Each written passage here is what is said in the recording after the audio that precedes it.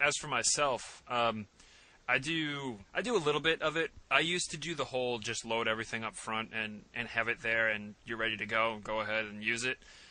Like what I would usually do is load all my graphics, load all my sounds, load up a map, and just load maps dynamically as they're required. But in Neverfall, I actually generated a sort of resource management class, because the game is in C++, so it's a class, and it depends heavily on standard template library stuff and class structures.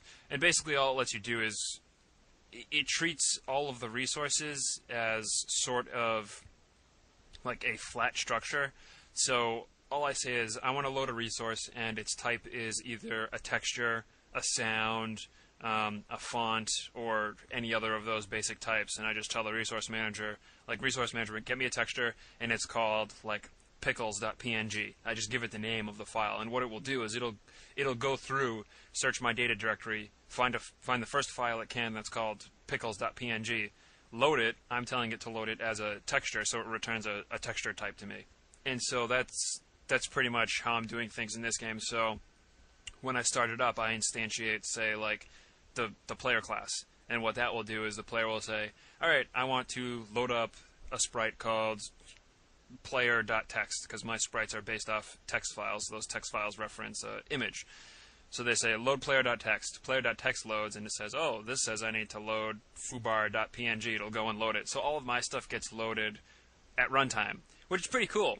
And if it doesn't find something, it just says, oh, I couldn't load it. And if I've coded things correctly, when you go to use a certain texture or something, and it's a null pointer, it just doesn't draw it. So I can kind of keep the engine running even if assets are missing.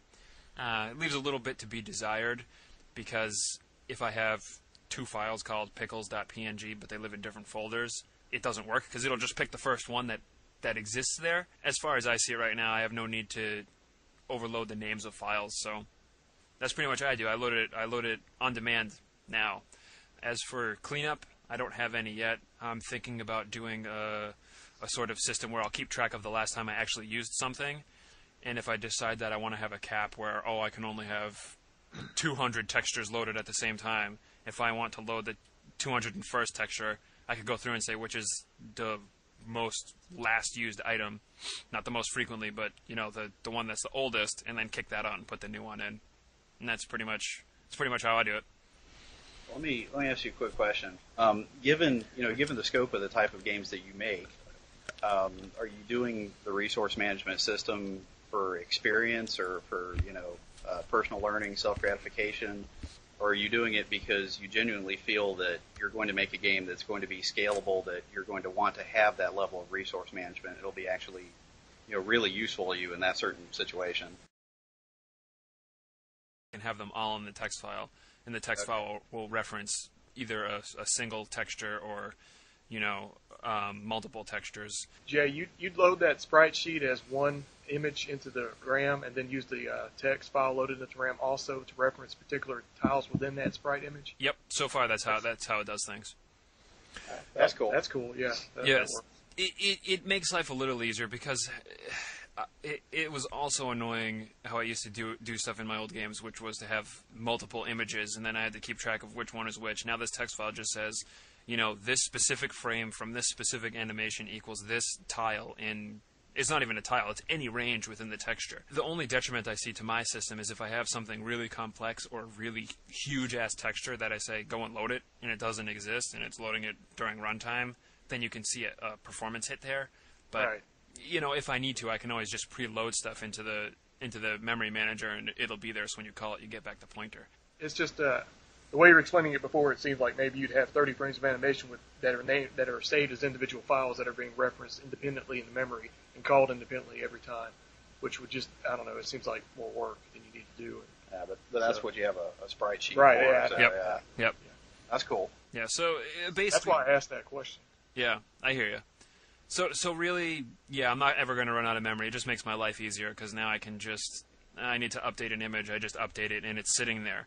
And if I ever want to prevent people from mucking around with my data, I can just change the resource manager, which loads everything to do, compression or whatever. Right. And that's it. I mean, it's nothing fancy, but Right, you're doing it right. I like it. It's keen. Sounds good to me. Yeah. Actually, the last 3 games that I actually made, I used Multimedia Fusion for, because I'm not a real programmer. So does that offer some sort of memory management, or? You can actually go in and change the way it allocates memory just a little bit, but overall it's completely automatic.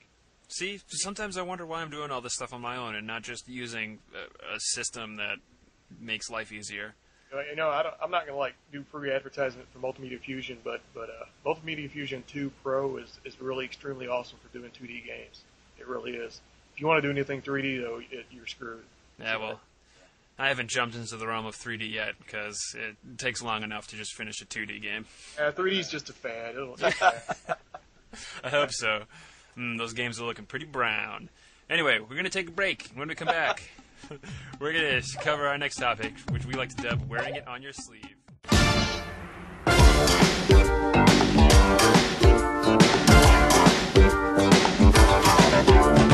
Dazzle, dazzle, dazzle their eyes, catch them unaware, blind them with excitement, make them stop and stare. It's all in the style, radiating heat, all in the style. You knock them off their feet, all in the style. You make the world ignite, all in the style. Sparkle, shimmer, twinkle and buzz, really pour it on. Go beyond the limits, going, going, going on. It's all in the style, radiating heat, all in the style. You knock them off their feet, all in the style. Putting on a show, all in the style. Set the world aglow, all in the style. All in the style, all in the style, all in the style. We're back. Our next topic is wearing it on your sleeve. And essentially what this is to explore, reactions of people when they learn that what we do is develop games in our free time, and kind of how we feel about what other people think and how we feel about it in general. We'd like to keep this kind of an open discussion, so Jesse's going to start us off with some of his thoughts. Really the most difficult thing about being an artist in any medium is actually when you're dating someone else who isn't. And anytime you end up in a serious relationship with someone and they want you around them, they want, they're kind of clingy initially. It's always like that with relationships. But when you try to explain to them that, hey, I don't really want to sit on the couch with you 5 hours a night and watch TV because I want to spend 3 hours of tonight working on my project, they tend to take offense to that, and they don't quite understand. And, oh, you love your computer more than me? I kind of do, yeah, but unfortunately, it doesn't gratify me. But hey, not yet. It's coming. Give it time. But anyway, I'm sure Kenny can attest to that. I know when he was first married, it was hard for him, and it's always been hard for me with my various relationships. I'm not married because I'm a slut, but it's the same situation. That was actually an aspect of the question I wasn't really thinking about. That's a good point. Yeah, that is kind of a good point. And significant other is it's when you try to explain to your girlfriend that I develop games as a hobby, most women they don't what's the word I'm looking for? They don't value games the same way that people like us do.